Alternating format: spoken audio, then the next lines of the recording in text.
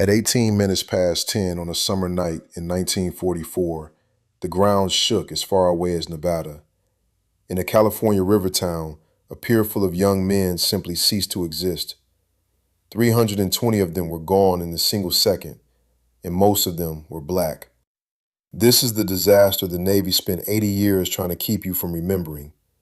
Their names were on no monument. Their story was in no textbook. When the smoke cleared, the survivors weren't called heroes. Dozens were called mutineers, marched into the largest mass mutiny trial in the history of the U.S. Navy and sentenced to hard labor for the crime of asking not to be killed the same careless way their friends had just been killed.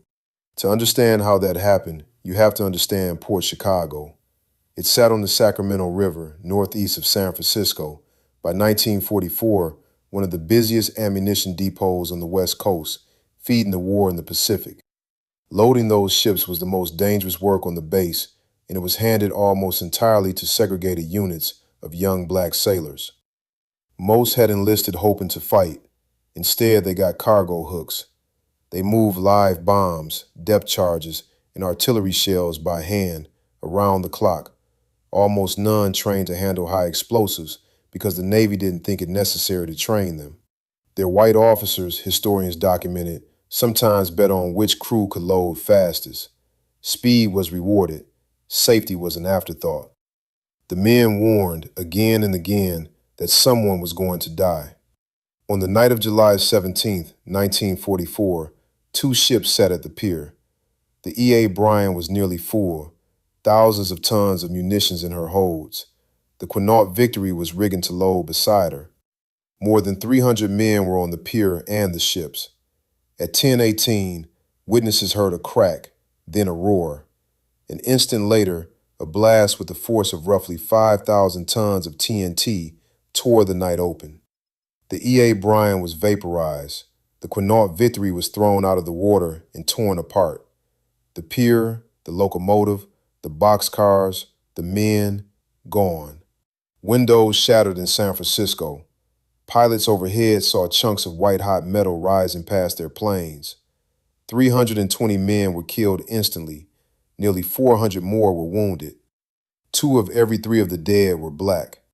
In one night, this single pier accounted for roughly 15% of every African-American serviceman killed in the entire Second World War. The survivors buried what remained of their friends, and within weeks, they were ordered back. Same pier, same untrained work, same officers, same conditions that had just killed hundreds.